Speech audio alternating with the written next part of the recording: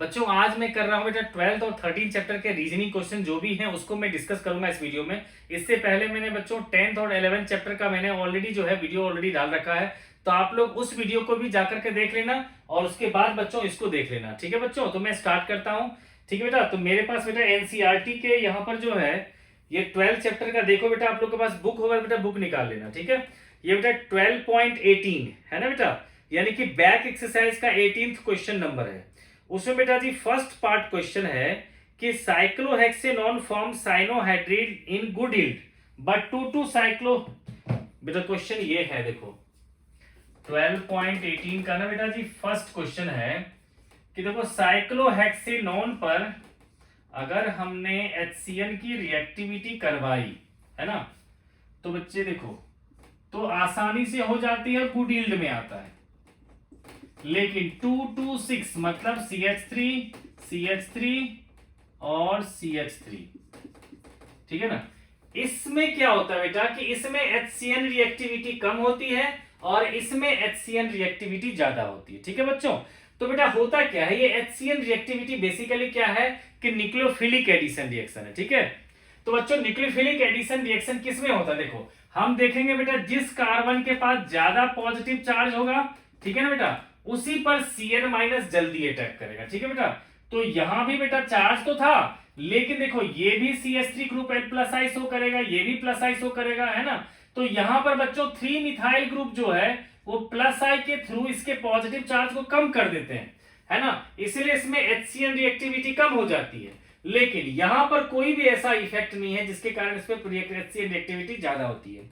एक तो ये रीजन लिख देना, दूसरा रीजन लिख देना बच्चों कि due to the steric hindrance by 3 methyl group, है ना, क्योंकि यहां पर 3 मिथाइल ग्रुप वो भी ऑर्थो पोजीशन पे है जिसके कारण स्टेरिक हिंड्रेंस होता है, इसीलिए भी HCN रिएक्टिविटी इसमें कम होगी। ठीक है बच्चों, तो इस क्वेश्चन का आंसर बच्चों 2 रीजन आपको देना पड़ेगा। ठीक है बच्चों, तो बेटा जी मैं आप लोग को लिखवा रहा हूं, बेटा लिखना शुरू कर दो। लिखो बच्चे कि इन 2, बेटा पहले स्टेटमेंट इसका लिख दो 2,2,6 ट्राई मिथाइल, आर लिखा है, ट्राई मिथाइल साइक्लोहेक्सेनॉन, और ये क्या है बच्चों, सिर्फ साइक्लोहेक्सेनॉन। ठीक है, तो देखो फर्स्ट लाइन क्या लिखेंगे बेटा, सुन लो, लिखेंगे in 2,2,6 tri methyl cyclohexanone due to the plus I effect of 3 methyl group attach with it the positive charge on the carbon of carbonyl group in this molecule decreases. That's why HCN reactivity also reduces. While in cyclohexanone, no any effect reducing the positive charge. First point हो गया बेटा। Second point में लिखोगे कि due to the steric hindrance by the 3 methyl group at ortho position in 2,2,6 trimethyl cyclohexanone, HCN reactivity will be less. ठीक है बच्चों, तो समझ में आ गया बच्चों, फिर से बोलते बेटा कि in 2,2,6 trimethyl cyclohexanone due to the plus I effect of 3 methyl group the positive charge on the carbon of carbonyl group reduces, that's why HCN reactivity also reduces but no any effect reducing the positive charge in cyclohexanone. ठीक है बेटा, ये तो first point हो गया। Second point लिखेंगे बच्चों, due to the steric hindrance provided by the 3 methyl group the HCN reactivity will be less। ठीक है बच्चों, ये तो हो गया बेटा फर्स्ट पार्ट का। अब बेटा इसका जो सेकंड पार्ट क्वेश्चन है, इस सेकंड पार्ट बेटा क्वेश्चन में क्या कह रहा है, इसमें मेरे ख्याल से सेमी कार्बाजाइड का क्वेश्चन है। इसमें बेटा सेकंड पार्ट में है there are 2 NH2 group in semicarbazide, however only one involved in the nucleophilic addition reaction कह लो या फिर कह सकते हो फॉर्मेशन ऑफ सेमी कार्बाजोन। ठीक है बेटा, तो कह रहा है बेटा, तो बेटा जी मैं इसका सेकंड पार्ट अब कर रहा हूं।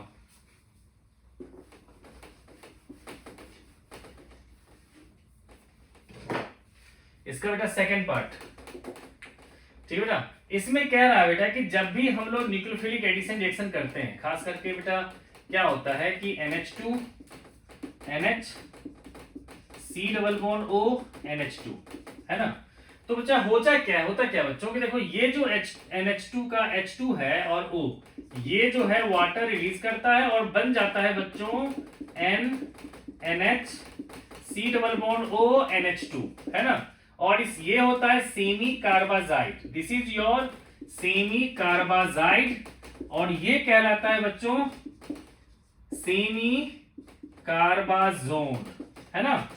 तो ये होता है बच्चों एक्चुअल में रिएक्शन। तो पूछता है वो कि सिर्फ यही NH2 क्यों पार्टिसिपेट करता है, ये NH2 को आप इस साइड क्यों नहीं लेते, ठीक है ना। तो उसका बेटा जी आंसर यहां से आप लोग लिख सकते हो, ठीक है। तो पहले क्या करेंगे बच्चों, मॉलिक्यूल को लिख देंगे, सब पे लोन पे डाल देंगे, ठीक है ना बेटा।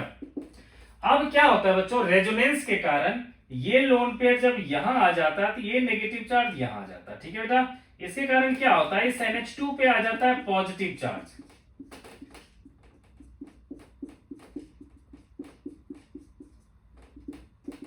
ठीक है बच्चों। तो अब क्या हो गया ये कि इसको होना था नेगेटिवली चार्ज, क्योंकि हम लोग क्या पढ़ रहे हैं बच्चों, न्यूक्लियोफिलिक एडिशन रिएक्शन, कि जिसके पास नेगेटिव चार्ज हो या लोन पेयर हो वही अटैक कर सकता है। लेकिन यहां पर क्या होगा बेटा, इस पर आ गया पॉजिटिव चार्ज, तो लिख सकते हैं hence can not act as a nucleophile, can't act as nucleophile, ठीक है ना, बस सिंपल, ठीक है बेटा। ये लिख देंगे। फिर स्टेटमेंट क्या लिखोगे बच्चों, तो आप कह सकते हो the NH2 group attached with carbonyl group due to resonance acquires positive charge, hence it cannot act as a nucleophile, that's why only one NH2 group participated in nucleophilic addition reaction, ठीक है बच्चों। तो ये लिख सकते हैं, ठीक है बच्चों, मेरे ख्याल से क्लियर हो गया होगा। क्या लिखेंगे बच्चों, the NH2 group with carbonyl group due to resonance acquires positive charge, hence cannot act as a nucleophile, ठीक है बेटा। That's why only one NH2 group participated in the formation of semi carbazone, ठीक है बेटा। आप चलते हैं next, ठीक है बेटा। तो थर्ड पार्ट जो क्वेश्चन है बेटा, उसमें क्या रखा है कि जब आप एसिड और अल्कोहल से एस्टर बनाते हो तो उसमें जो प्रोडक्ट फॉर्म होता है उसको तुरंत उस वहां से हटा लेना चाहिए बेटा। क्वेश्चन ये है कि during the preparation of ester from the carboxylic acids and an alcohol in the presence of an acid catalyst, the water or the ester should be removed as soon as it formed, ठीक है। तो देखो बेटा क्या है कि RC OOH plus R-OH, है ना, इससे क्या होगा बेटा, कह रहे हैं इन प्रेजेंस ऑफ एसिड। तो ये बेटा जो रिएक्शन होता है ये एक रिवर्सिबल रिएक्शन होता है, ठीक है। इसमें क्या बनता है बच्चे, RCOOR प्लस H2O फॉर्म हो जाता है, ठीक है बच्चों। मतलब अगर बच्चे क्या होता है, अगर हम इसको इमीडिएटली रिमूव नहीं करें तो ये एस्टर वाटर से रिएक्ट करने के बाद क्या होगा कि वापस एसिड और अल्कोहल बना लेगा, ठीक है बच्चों। तो पहले बेटा ये रिएक्शन लिख देंगे, फिर स्टेटमेंट देंगे कि this is a reversible reaction if we not remove any of the product form then they reacts back to give the corresponding reactants, ठीक है बेटा। If we not remove the products as soon as it is formed, then they reacts back to give corresponding reactants, ठीक है बेटा। इसका मतलब क्या होगा बच्चे कि एस्टर और वाटर में से किसी एक को अगर आप जल्दी से जल्दी नहीं निकालोगे तो ये दोनों आपस में रिएक्ट करके वापस जो है ये हमारा एसिड और बेटा जी क्या होगा, एसिड और अल्कोहल ये दे देगा, ठीक है बच्चों। तो इसीलिए, क्योंकि बच्चों क्या लिखेंगे हम लोग, क्योंकि ये एक रिवर्सिबल रिएक्शन है इसलिए, ठीक है बेटा। समझ में आ गया होगा बच्चों। अब बेटा जिसका लास्ट क्वेश्चन है देखो बेटा 12.20, उसमें बेटा क्वेश्चन में क्या रखा, although phenoxide ion has more number of resonating structures than carboxylate ion, carboxylic acid is a stronger acid than phenol, ठीक है बेटा। तो देखो बेटा इसमें क्या है क्वेश्चन, देखो 20th क्वेश्चन नंबर करते हैं बच्चों, ठीक है बच्चों। देखो बेटा इसका 20th क्वेश्चन में क्या होगा बेटा 12.20, इसमें क्या रखा है बच्चों, देखो अगर आप लोग बेटा कंपेयर करोगे एसिड का और फिनॉल का, ठीक है, एसिडिटी, है ना। तो बच्चों जैसे कि आप लोग जानते हो कि जब भी हमें एसिडिटी कंपेयर करना होता है तो क्या करते हैं हम लोग, पहले कॉन्जुगेट बेस बनाते हैं। तो ये मिल जाता है हमारा RC≡O, O-, और ये बन जाता है बच्चों हमारा बेंजीन के ऊपर में जो है O नेगेटिव, ठीक है। तो अब बच्चों क्या होगा, इसमें आपको रेजोनेटिंग स्ट्रक्चर सारे दिखाने पड़ेंगे। जैसे इसको यहां दिया, इसको यहां दिया, तो क्या बन जाएगा बच्चे,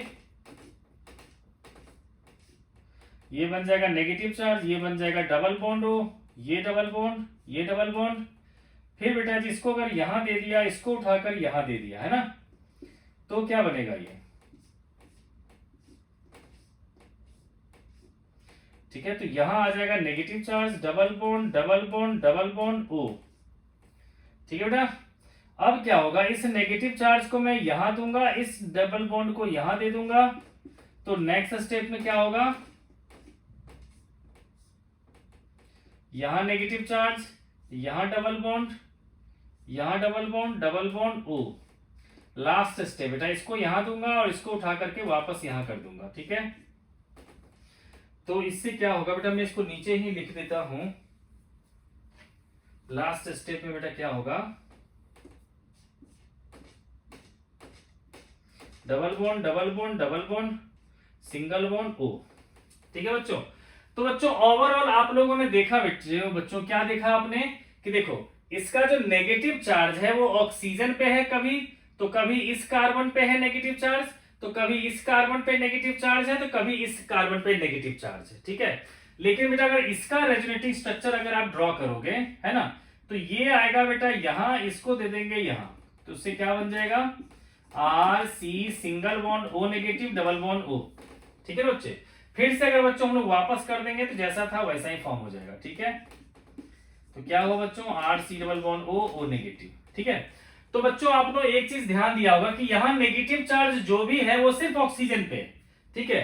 और यहां पर नेगेटिव चार्ज क्या है बच्चों, कि ऑक्सीजन पे भी है और इस कार्बन पे भी है।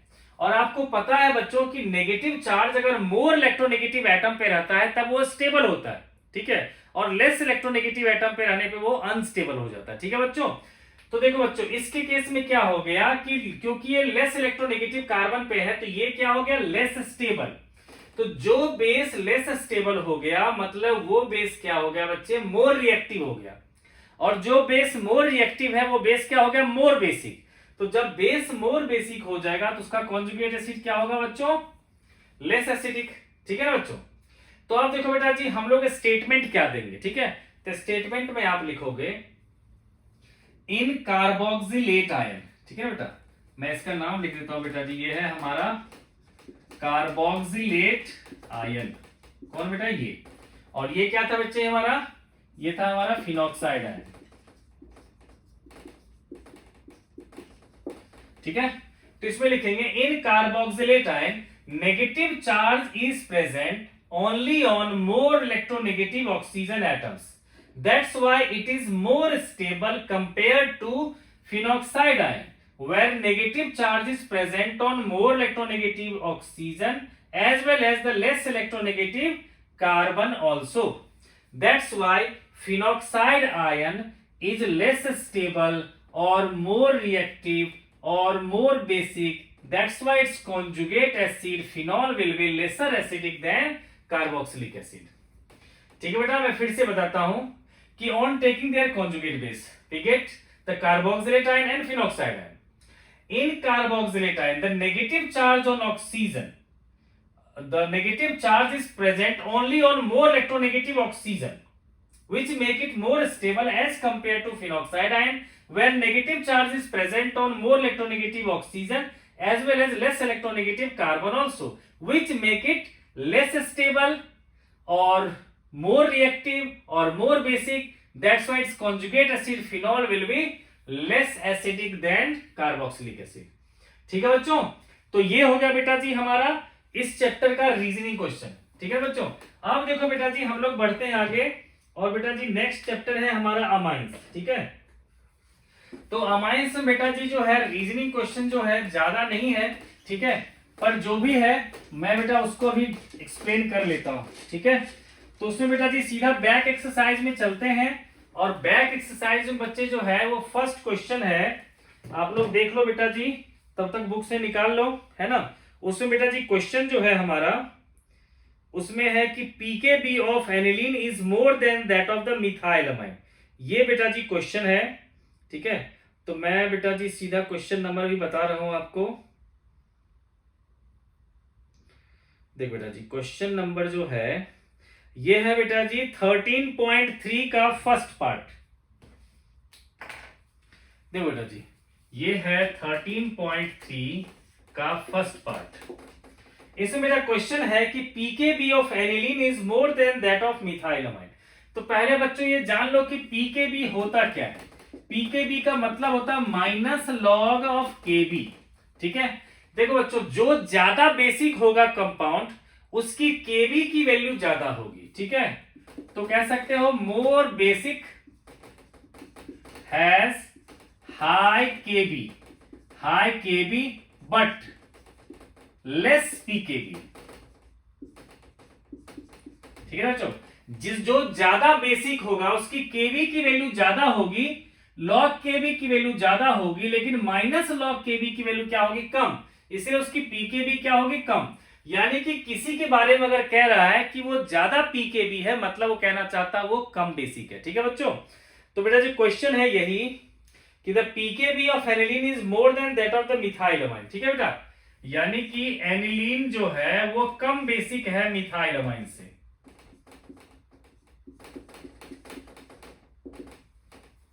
ये होगा बेटा जी हमारा एनिलीन और ये हो गया हमारा मिथाइलमाइन।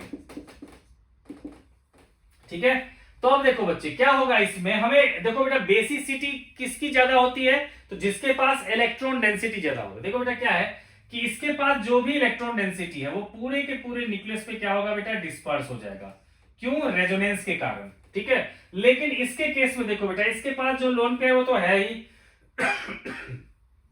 साथ ही साथ ये जो प्लस आई इफेक्ट है इसके कारण इसकी इलेक्ट्रॉन डेंसिटी और ज्यादा बढ़ गया है ना, तो इसलिए क्या होगा, ये हो जाएगा हमारा मोर बेसिक। ठीक है ना बच्चों, और ये क्या हो जाएगा बच्चों, लेस बेसिक।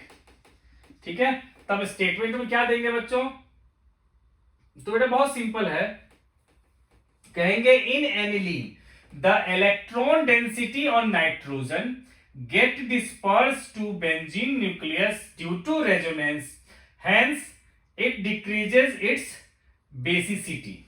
ठीक है बेटा, फिर से बोलता हूं बेटा, in aniline the electron density on nitrogen get dispersed to benzene nucleus due to resonance, hence its basicity decreases, while in methylamine the electron density on nitrogen further increases due to plus I effect of methyl group. That's why this will be more basic than the aniline. Thus aniline has more pKb, है ना, less basic मतलब more pKb। ठीक है बच्चों, तो मेरे ख्याल से बच्चों क्लियर हो गया होगा, है ना। अगर कोई डाउट रह जाए तो बच्चों मैं बोल चुका हूं, मैं कमेंट बॉक्स में बेटा पूछना, मैं जरूर जवाब दूंगा। अब बेटा सेकंड क्वेश्चन की तरफ चलते हैं हम लोग। तो देखो बेटा सेकंड क्वेश्चन है कि ethylamine is soluble in water whereas aniline is not. ठीक है बेटा, देखो बेटा इसका सेकंड पार्ट जो है उसमें है बेटा जी C2H5NH2। ठीक है, और ये है बेटा जी एनिलीन।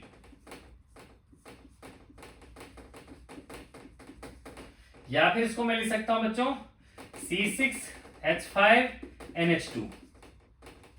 ठीक है बच्चों, तो क्या है बच्चों, हमें कह रखा है ये जो है सॉल्युबल है। ठीक है, सॉल्युबल इन वाटर, लेकिन ये क्या है, not soluble in water, not soluble in water. ठीक है बेटा, तो ऐसा क्यों है बच्चों, ठीक है, ये आपसे पूछ रहा है कि ऐसा क्यों है कि हमारा एनिलीन वाटर में सॉल्युबल नहीं है, लेकिन बच्चों क्या है कि ये जो है इथाइलमाइन सॉल्युबल है। ठीक है बच्चों, तो देखो बच्चों सबसे पहले जानते हैं कि वाटर में सॉल्युबिलिटी की क्या क्राइटेरिया है। ठीक है, तो देखो बेटा वाटर के साथ जो बॉन्ड बनाता है उसी को वाटर अपने में डिसॉल्व करता है। ठीक है, तो देखो बेटा दोनों के पास NH2 था, है ना, इसीलिए दोनों में एक नाइट्रोजन और इसके दो हाइड्रोजन, मतलब 3 एटम थे जो हाइड्रोजन बॉन्ड बनाते वाटर के साथ, और जिसके कारण वाटर में सॉल्युबल हो सकते थे, तो इसीलिए ये हो जाता है सॉल्युबल। और ये क्यों नहीं होता, तो उसके लिए बच्चों रिस्पॉन्सिबल है सेकंड फैक्टर। ठीक है बेटा, तो सेकंड फैक्टर है बच्चों कि जितना ज्यादा ऑर्गेनिक कंपाउंड में कार्बन एटम्स होंगे उतना ज्यादा उसमें नॉन पोलर कैरेक्टर होगा, ठीक है, और जितना ज्यादा नॉन पोलर कैरेक्टर उतनी ही कम होगी सॉल्युबिलिटी, ठीक है बच्चों। तो देखो यहां पर देखो 6 कार्बन है और यहां सिर्फ 2 कार्बन है, ठीक है। तो बच्चों इसका हम लोग क्या रिप्लाई देंगे, इसका बहुत सिंपल सा देंगे बच्चों कि in ethylamine and aniline both have equal extent of intermolecular H bonding with water, ठीक है। फिर से बोलता हूं मैं देखो बेटा, in ethylamine and aniline both have NH2 group, that's why both have equal extent of H bonding with water, but due to the increase in carbon atom, since the non-polar character increases, solubility in water decreases, that's why aniline is not soluble in water due to presence of 6 carbon as compared to ethylamine where only there is 2 carbon atoms. That's why ethylamine is soluble in water but aniline is not, ठीक है बेटा।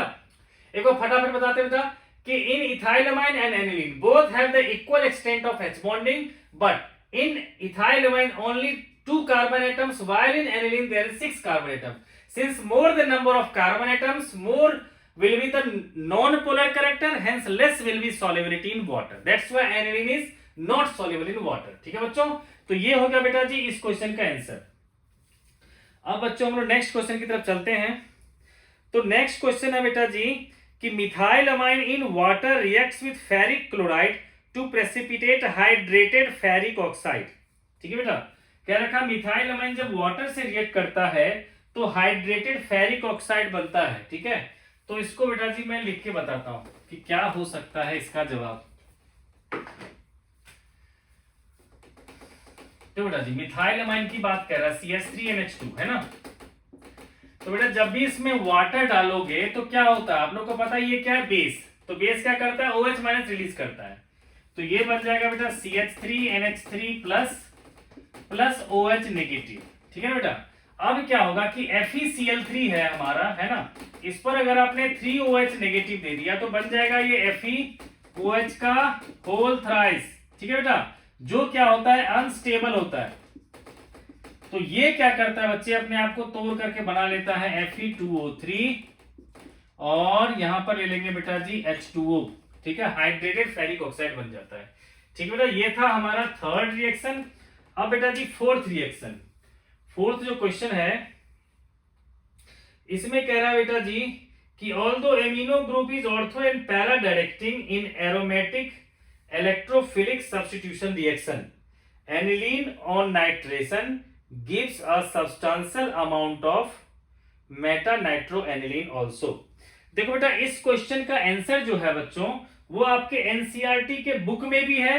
तो बच्चों मैं वहां पर आप लोग को एक बार जो है पहले यहां समझा देता हूं बच्चों, ठीक है, फिर बेटा मैं वहीं पर आप लोग को मार्क करवा देता हूं, आप लोग वहां से लिख सकते हो, ठीक है बच्चे। तो देखो बेटा कह रहा है कि जब भी हम लोग नाइट्रेशन करते हैं एनिलीन का, ये क्वेश्चन नंबर है बेटा जी फोर्थ। तो बेटा इसमें कह रखा है कि जब आप एनिलीन का नाइट्रेशन करते हो, इस पर बेटा जी हम लोग देते हैं अगर HNO3 H2SO4, ठीक है ना। तो क्या है बेटा कि NH2 ग्रुप होता है ऑर्थो पैरा डायरेक्टिंग ग्रुप, है ना। तो बेटा जी इसमें क्या होना चाहिए, या तो ऑर्थो पे आना चाहिए था NO2, ठीक है, या फिर पैरा पे आना चाहिए था। लेकिन बेटा जी क्या है कि मेटा पे तो नहीं आना चाहिए था, लेकिन बहुत ज्यादा लगभग 40% जो है वो मेटा के प्रोडक्ट बनते हैं, ठीक है बेटा। तो इसके बेटा जी हम लोग इस तरह से लिख देंगे, ये बना पैरा वाले, ये ऑर्थो मेटा पैरा, यानी कि तीनों के तीनों बन जाते हैं, ठीक है। तो वही क्वेश्चन पूछ रहा है कि NH2 ग्रुप तो ऑर्थो पैरा डायरेक्टिंग ग्रुप था, तो फिर ये मेटा क्यों मिला, वो भी इतना ज्यादा अमाउंट में, ठीक है बच्चों। तो होता क्या है बेटा जी, ठीक है, इसमें क्या होता है बेटा, क्योंकि देखो नाइट्रेशन जब भी करते हैं बच्चों हम लोग, है ना, तो उसमें हम लोग जो यूज करते हैं एसिड यूज करते हैं, ठीक है, जैसे HNO3 हो गया, H2SO4 हो गया। तो ये जो एसिडिक मीडियम है इसके कारण कोई भी H प्लस इस NH2 पे अटैक करके बना देता है बच्चों इसको NH3 प्लस। ठीक है, ये बन जाता है बच्चे NH3 प्लस। ठीक है, जो होता है स्ट्रॉन्ग, इसको क्या कहते हैं, anilinium ion. This is called anilinium ion. ठीक है, ये हो जाता है बेटा जी एनिलीनियम आयन, जो होता है स्ट्रॉन्ग डीएक्टिवेटिंग, स्ट्रॉन्ग डीएक्टिवेटिंग। ठीक है बच्चों, तो ये स्ट्रॉन्ग डीएक्टिवेटिंग होता है। इसीलिए क्या होता है कि अब अगर NO2 प्लस आएगा तो ये जो है देखो यहां पर इसके कारण क्या होता है, यहां पर पॉजिटिव चार्ज आ जाता है, यहां पॉजिटिव चार्ज आ जाता है और यहां पॉजिटिव चार्ज आ जाता है। तो अब देखो NO2 प्लस जाएगा तो कहां जाएगा, अब ये जो NO2 प्लस है इन तीनों जगह पे तो जा नहीं सकता, क्योंकि तीनों जगह पॉजिटिव चार्ज है। तो इसके पास लास्ट ऑप्शन क्या रहा, मेटा पोजीशन पे अटैक करने का, है ना। तो यही है बेटा जी रीजन। ठीक है, लेकिन मैं चाहता हूं बच्चों कि आप लोग बेटा ना कि इसके जो आंसर है वो एनसीईआरटी में बहुत अच्छी तरह से दे रखा है। ठीक है, तो मैं चाहता हूं बेटा जी जो आप लोग नाइट्रेशन जो है रिएक्शन, ठीक है ना, इस पर बेटा जी आ जाओ। ठीक है, इस नाइट्रेशन वाले रिएक्शन बेटा जी जो इसका आंसर देना पड़ेगा, मैं एक बार बोल देता हूं। ठीक है, जिस बच्चे को नोट डाउन करना नोट डाउन कर लेना, जिसको मार्क करना है बेटा मार्क कर लेना। ठीक है, ये रिएक्शन है बेटा नाइट्रेशन, इसमें लिख सकते हैं बच्चों।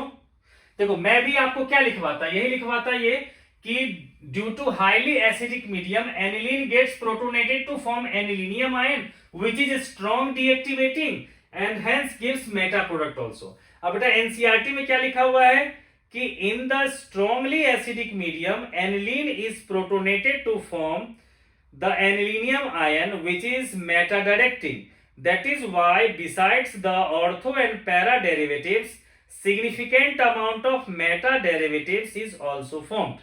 ठीक है बच्चों, तो ये बुक में लिखा हुआ और मैंने भी लिखवा दिया। ठीक है बेटा, फिर से बोल देता हूं मैं कि due to highly acidic medium aniline gets protonated to form anilinium ion which is strong deactivating and gives meta product. ठीक है बेटा, अब इसके बाद जो बेटा क्वेश्चन है रीजनिंग का, उसमें कह रखा है बच्चे, ठीक है, कि ये भी बेटा एनसीईआरटी में इसका दे रखा है आंसर। ठीक है, उसमें कह रखा है कि एनिलीन जो है ये फ्रीडल क्राफ्ट रिएक्शन जो है, चाहे एल्काइलेशन हो या एसाइलेशन हो, क्यों नहीं शो करता।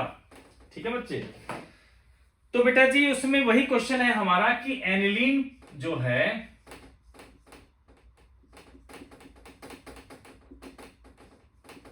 इस पर बेटा जी हम लोग चाहते तो CH3Cl एनहाइड्रस AlCl3 के प्रेजेंस में डालते बच्चों हम लोग CH3 प्लस, है ना। इसके रिस्पेक्ट में बेटा जी मान लो CH3 आ जाता है ना, लेकिन ये रिएक्शन नहीं होता है, ऐसा क्यों। ठीक है, तो उसका कारण क्या है बच्चों, देखो ये जो AlCl3 है ये है हमारा लुईस एसिड। क्यों, क्योंकि देखो बच्चे एल्यूमिनियम के वैलेंस इलेक्ट्रॉन में 3 उसके पास इलेक्ट्रॉन है और 3 Cl ने बच्चों उसके साथ बॉन्ड बनाया, तो टोटल इलेक्ट्रॉन कितने हुए 6। अभी भी वो 2 इलेक्ट्रॉन गेन कर सकता है, इसलिए इसको क्या कहते हैं, AlCl3 क्या कहते हैं हम लोग, लुईस एसिड। ठीक है बेटा, ये हो गया लुईस एसिड। और ये बेटा जो NH2 है ये है लुईस बेस, क्योंकि इसके पास एक पेयर ऑफ इलेक्ट्रॉन है जिसको ये डोनेट कर सकता है। ठीक है, तो क्या होता है बच्चों कि ये जो लुईस एसिड है और ये लुईस बेस आपस में क्या करता है बच्चों, ये एक सॉल्ट फॉर्म कर लेता है। ठीक है, और इसी सॉल्ट फॉर्मेशन के कारण जो है फर्दर रिएक्शन नहीं हो पाता। तो बच्चों देखो इसका आंसर भी बच्चों एनसीईआरटी ने अच्छा दे रखा है बेटा। इसी पेज में लास्ट में इसका भी मैं जो है ना कोट कर देता हूं, जो लिखा है इसने कि aniline does not undergo Friedel Crafts reaction alkylation and acetylation due to salt formation with aluminium chloride the Lewis acid which is used as a catalyst. Due to this nitrogen of aniline acquire positive charge and hence acts as a strong deactivating group for further reaction. ठीक है बच्चों, तो जिस बच्चों को बेटा जी लिखना होगा दोबारा से बेटा करके लिख लेना। समझा दिया मैंने कि क्या होता है बच्चों कि ये होता है लुईस एसिड और ये होता है लुईस बेस, दोनों मिलकर क्या करता है बच्चों, सॉल्ट फॉर्म कर लेता है, जिसके कारण नाइट्रोजन पे आ जाता है पॉजिटिव चार्ज, जिसके कारण आगे रिएक्शन सपोर्टिव नहीं हो पाता। ठीक है बेटा, तो ये थे बच्चे इसके क्वेश्चंस के रीजनिंग। अभी देखते हैं बेटा और कोई बचा हुआ है। ठीक है बच्चों, तो अब देखो बेटा जी इसमें जो एक क्वेश्चन है 6th क्वेश्चन, ठीक है, कि diazonium salts of aromatic amines are more stable than those of the aliphatic. ठीक है बेटा, क्वेश्चन ये है बेटा 5th क्वेश्चन में कि डाइजोनियम सॉल्ट जो एनिलीन का होता है वो फिर भी स्टेबल होता है। देखो बेटा जी, मैंने ले लिया बेटा जी, ये था बेटा जी हमारा एनिलीन, है ना। इस पर बेटा जी अगर मैंने डाला NaNO2 प्लस HCl, ठीक है, तो इससे बन जाता है 0 से 5 डिग्री में आ जाता है बच्चों ये N2 प्लस और Cl नेगेटिव, ठीक है। तो कह रखा है कि ये जो है हमारा डाइजोनियम क्लोराइड ये स्टेबल होता है, जबकि हमारा जो है एलिफेटिक वाला है ना, जैसे कि RNH2 पर बच्चों अगर कोई डालता है NaNO2 प्लस HCl, तो इसका जो बनता है RN2 प्लस Cl माइनस, ये क्या होता है बच्चों, अनस्टेबल होता है। क्यों बच्चों, क्योंकि देखो सीधी सी बात इसमें लिख देंगे कि in aromatic diazonium salt the positive charge on nitrogen get disperse to benzene nucleus due to resonance, hence it is more stable, but such resonance is not possible in aliphatic diazonium salt. ठीक है बच्चों, तो यही जवाब है। क्या लिखा है बच्चों कि in aromatic diazonium salt the positive charge on the nitrogen get disperse to benzene nucleus which make it more stable, while in aliphatic diazonium salt such resonance is not possible, hence it is unstable। ठीक है बेटा। अब last question इसका है बेटा जी कि Gabriel phthalimide synthesis is preferred for the synthesis of primary amine. ठीक है बेटा, इसमें क्या रखा है कि गैब्रियल फेथैलेमाइड सिंथेसिस जो होता है बच्चों, वो जो है प्राइमरी अमाइन को बनाने के लिए क्यों प्रेफर किया जाता है। ठीक है, क्योंकि बच्चों इसमें क्या होता है कि अगर गैब्रियल फेथैलेमाइड सिंथेसिस का रिएक्शन देखोगे बच्चों, तो उसमें क्या होता है कि सिर्फ और सिर्फ 1 डिग्री अमाइन ही मिलता है, कोई सेकेंडरी या tertiary amine as a side product नहीं मिलता। ठीक है, तो सिंपली इसका जवाब यही दे देंगे बच्चों कि because in Gabriel phthalimide synthesis no secondary and tertiary amines are produced as a side product. ठीक है बच्चों, तो इस तरह से बच्चों इसका हो गया हमारा। ठीक है बेटा, तो अब बच्चों ये जो है हमारा, अब देखो लास्ट में बच्चों हम लोग आ गए हैं। ठीक है, तो बेटा जी इसका जो है 14th क्वेश्चन है। ठीक है, इसमें क्वेश्चन ये है बेटा जी 13.14 का फर्स्ट पार्ट। ठीक है, उसमें है बेटा कि why are amines less acidic than alcohols of comparable molecular masses. ठीक है बेटा, ये देखो बेटा 14th है, 13.14 का बेटा जी जो फर्स्ट है पार्ट, उसमें है कि अमाइंस जो है वो लेस एसिडिक होते हैं, मतलब RNH2 जो है वो ROH से लेस एसिडिक होता है। क्यों, तो बेटा मैं पहले बता चुका हूं, जब भी आपको एसिडिटी कंपेयर करना हो क्या करेंगे हम लोग, कॉन्जुगेट बेस बनाएंगे। ठीक है, H प्लस किया तो क्या बन जाएगा RNH नेगेटिव, और यहां पर माइनस H प्लस किया तो क्या बन जाएगा RO नेगेटिव। अब बच्चों आप लोग को पता ही है कि मोर इलेक्ट्रोनेगेटिव पर अगर नेगेटिव चार्ज है तो मोर स्टेबल होगा, तो ये क्या होगा बच्चों, मोर स्टेबल। और कोई भी बेस अगर स्टेबल है तो क्या हो गया, वो लेस बेसिक। ठीक है, लेस बेसिक, इसलिए इसका कॉन्जुगेट एसिड क्या हो जाएगा, मोर एसिडिक।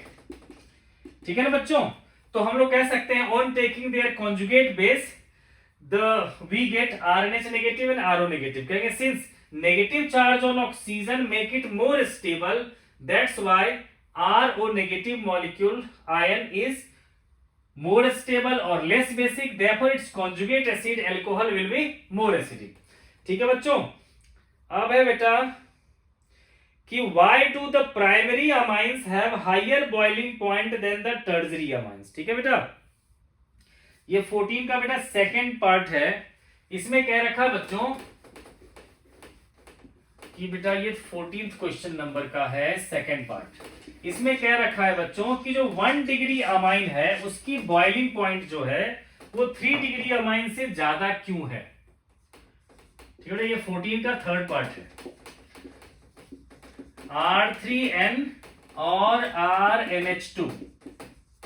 ठीक है बच्चों, तो क्या है बेटा, कह रखा इसकी बॉइलिंग पॉइंट जो है वो ज्यादा है। Why do primary amines have higher boiling point। ठीक है बच्चों, इसके पास बॉइलिंग पॉइंट कम है। ठीक है बच्चों, तो देखो बेटा बहुत ही सिंपल, आप लोग खुद देख सकते हो बेटा, यहां पर जो है 1 डिग्री अमाइन में, 1 डिग्री अमाइन में क्या है बच्चों कि एक नाइट्रोजन के साथ 2 हाइड्रोजन भी है जो इंटरमॉलिक्यूलर H बॉन्ड बनाएगा, है ना बच्चों। देखो बच्चे क्या होगा कि मान लो मैंने लिखा N, है ना, H, और बेटा जी लिख लिया H, और यहां लिखा R। अब क्या होगा बेटा, दूसरा जो मॉलिक्यूल लूंगा मैं, है ना, N H H R, तो उसमें एक मॉलिक्यूल इधर से जुड़ जाएगा। एक मॉलिक्यूल का बच्चों अगर देखते हो आप लोग तो N H R H, है ना बच्चों, तो एक इधर से भी जुड़ जाएगा, और इधर देखो बच्चे एक इधर से भी जुड़ जाएगा, H N H R, है ना। तो क्या है बच्चों, क्योंकि वहां पर 1 डिग्री में एक नाइट्रोजन के साथ साथ उसका 2 हाइड्रोजन भी जो है इंटरमॉलिक्यूलर H बॉन्ड में पार्टिसिपेट करता है ना, इसलिए इसमें more extent of H bonding होगा। इसमें क्या लिखेंगे हम लोग, more extent of H bonding, extent of H bonding, है ना। तो बेटा ज्यादा एक्सटेंट ऑफ H बॉन्डिंग होगा तो ज्यादा एसोसिएशन होगा, तो ज्यादा मॉलिक्यूलर मास होगा, तो ज्यादा वैंडरवाल फोर्स होगा, तो ज्यादा बॉइलिंग पॉइंट होगा, ठीक है बच्चों। लेकिन इसमें देखो बेटा 3 डिग्री में सिर्फ अकेला नाइट्रोजन है, ठीक है ना, तो सिर्फ अकेला नाइट्रोजन है बेटा, तो ये किसी के साथ और दूसरा कोई एटम है नहीं इसके पास, तो इसमें हाइड्रोजन बॉन्ड जो होगा बेटा सबसे कम होगा, ठीक है। इसीलिए क्या होता है कि ये दूसरे मॉलिक्यूल के साथ एसोसिएट नहीं करता, ठीक है। तो इसमें बच्चों रीजनिंग में क्या लिखेंगे, तो लिखेंगे in 1 degree amine there are 2 hydrogen atom along with nitrogen participated in intermolecular H bonding, that's why it has more extent of association, hence more will be van der Waals force, hence high will be boiling point. But in 3 degree amine, ठीक है बेटा, ये है 3 degree amine, ठीक है, क्या लिखेंगे, इन 3 degree amine only the 1 nitrogen atom participated in H bond and due to less extent of H bonding it has low boiling point, ठीक है बच्चों। तो ये भी हो गया। लास्ट एक क्वेश्चन है इसका third part, why are aliphatic amines stronger bases than aromatic amines, ठीक है बेटा। अब यहां क्वेश्चन है बेटा जी, इसका थर्ड पार्ट जो है क्वेश्चन, इसमें कह रखा बच्चे कि एलिफेटिक अमाइन जो होते हैं वो ज्यादा बेसिक होते हैं एरोमेटिक अमाइंस। तो बच्चों हम लोग इस चैप्टर का फर्स्ट क्वेश्चन किया था, वो भी लगभग इसी तरह से इसी जैसा था, है ना। तो बेटा कह रखा ये ज्यादा है और ये कम होता है, ऐसा क्यों बच्चों, है ना। तो आपको पता ही है बच्चे, क्या कहेंगे कि इसमें जो इलेक्ट्रॉन डेंसिटी है वो रेजोनेंस के कारण पूरे के पूरे मॉलिक्यूल पे डिस्पर्स हो जाता है, इसलिए इसकी इलेक्ट्रॉन डेंसिटी कम हो जाती है, इसलिए क्या होता है लेस बेसिक। जबकि यहां देखोगे इसके पास जो लोन पेयर है वो तो है ही, साथ साथ L+I इफेक्ट के कारण एल्काइल ग्रुप जो है इसकी बेसिसिटी और बढ़ा देता है, ठीक है, इसलिए ये क्या हो जाता है बच्चों, तो मोर बेसिक, ठीक है बच्चों। तो क्या कहेंगे, in aromatic amine nitrogen electron density on nitrogen get dispersed to benzene nucleus which decreases its basicity, while in aliphatic amine the electron density on nitrogen further increases due to +I effect of alkyl group, hence it is more basic, ठीक है बच्चों।